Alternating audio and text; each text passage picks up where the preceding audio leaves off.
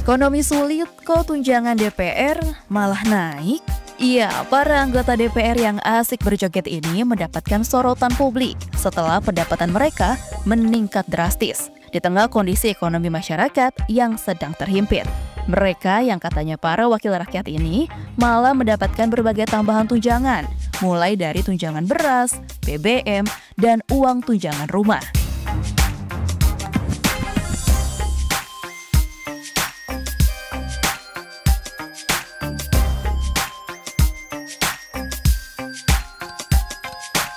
Kalau kita bedah, gaji pokok anggota DPR memang tidak naik, masih sekitar 6,5 juta rupiah. Tapi, tunjangan mereka banyak yang naik.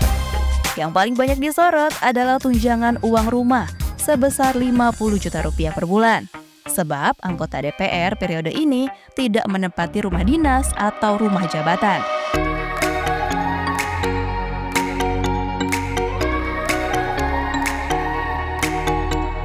Nah, dengan tambahan uang tunjangan, baik tunjangan beras, BBM, dan rumah yang sebesar 50 juta rupiah, anggota DPR kita ini bergaji minimal 100 juta rupiah per bulan, dan bahkan bisa mencapai 230 juta rupiah per bulan.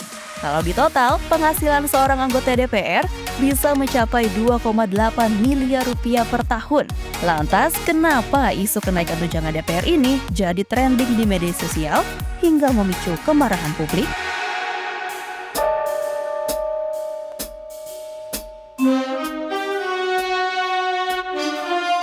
Indeks ekonomi, jika uang 100 juta rupiah dikonversi ke upah minimum provinsi alias UMP, angka itu setara 42-70 kali lipat UMP di Indonesia, yang menurut Kemenaker, rata-ratanya berada di angka 3,31 juta rupiah per bulan.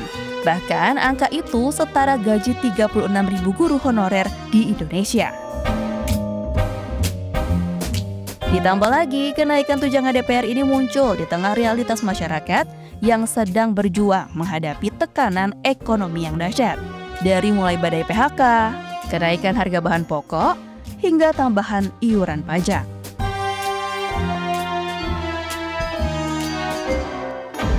Terlepas dari beragam reaksi tersebut, penambahan tunjangan DPR ini berbanding terbalik dengan ketimpangan pendapatan yang terjadi di masyarakat, yang tercermin dari rasio Gini yang masih tinggi dan selalu berada di kisaran 0,38 poin, bahkan rasio Gini di perkotaan bisa mencapai 0,40 poin.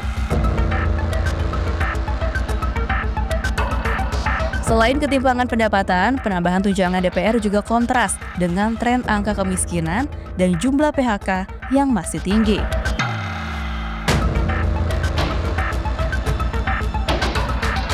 Berdasarkan data BPS, jumlah penduduk miskin pada Maret 2025 masih mencapai 23,85 juta orang atau 8,47% dari total populasi penduduk Indonesia. Selain itu, lonjakan PHK juga tak bisa dipandang sebelah mata. Berdasarkan data Kementerian Ketenagakerjaan, sebanyak 42.385 pekerja mengalami PHK dari Januari hingga Juni 2025. Angka ini melonjak 32,19% secara tahunan.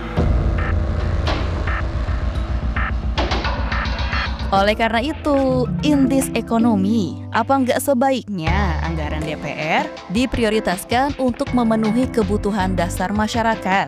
DPR sebagai simbol rakyat juga bukannya sudah semestinya memberi teladan kesederhanaan, bukan malah hidup dalam kemewahan.